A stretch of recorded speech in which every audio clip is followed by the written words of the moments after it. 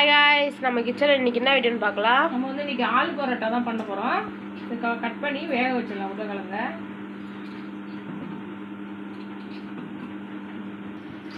நல்லா வேகணும். ஒரு 4-5 விசில் வச்சிடலாம். நல்லா வெந்து போயிடும்.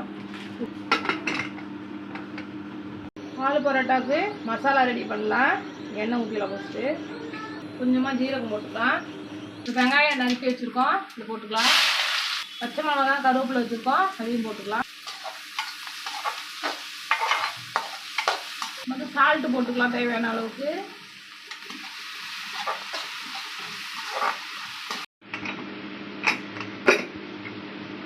பார்த்தீங்கன்னா நல்லா வெந்துச்சு. இப்போ இது கழுவிட்டு நம்ம உரிச்சு எடுத்துடலாம். ரொம்ப சூடாக இருக்குது. இப்போ நம்ம வந்து மசிச்சிடலாம். நல்லா நல்லா வெந்து போச்சு. கொஞ்சமாக மஞ்சள் போட்டுக்கலாம். தனியா பொடி ஒரு ஸ்பூன் போட்டு 2 போட்டுக்கலாம்.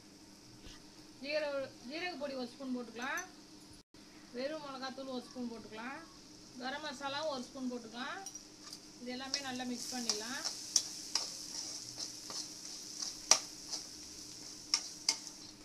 மசாலாலாம் பச்சை வாசனை போயிடுச்சு.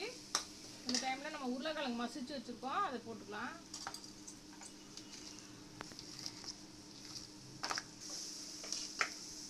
கொஞ்ச நேரம் இது கொஞ்ச நேரம் ஆறட்டும் மசாலா. அப்புறமா சப்பாத்தி மாவு போடுறது. ஃபஸ்ட்டு கொஞ்சம் லேசாக திரட்டிக்கலாம்.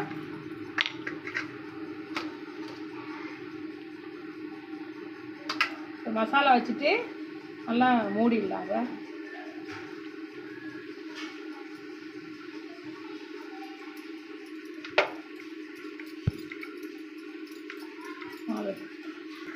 மாவில் நல்லா டிப் பண்ணிக்கலாம்.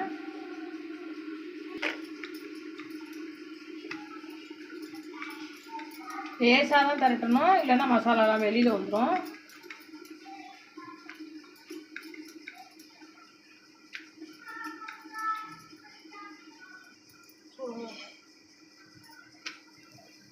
எண்ணெய் கொஞ்சமாக ஊற்றிக்கலாம்.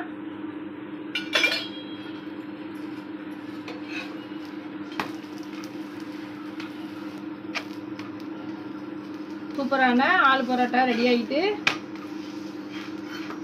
நமக்கு வந்து குழம்பு வேணும், பொரியல் வேணும்னு இல்லை, இப்படியே சாப்பிட்டுக்கலாம். தயிர் வச்சு சாப்பிட்டுக்கலாம். ஆலு பரோட்டா ரெடி ஆகிட்டு தயிர் வச்சுருக்கோம் தொட்டுக்க. இந்த சேனல் பிடிச்சிருந்தா லைக் பண்ணுங்கள், ஷேர் பண்ணுங்கள், சப்போர்ட் பண்ணுங்கள். நெக்ஸ்ட் வீடியோவில் பார்க்குறோம். Bye bye. பாய் பாய்.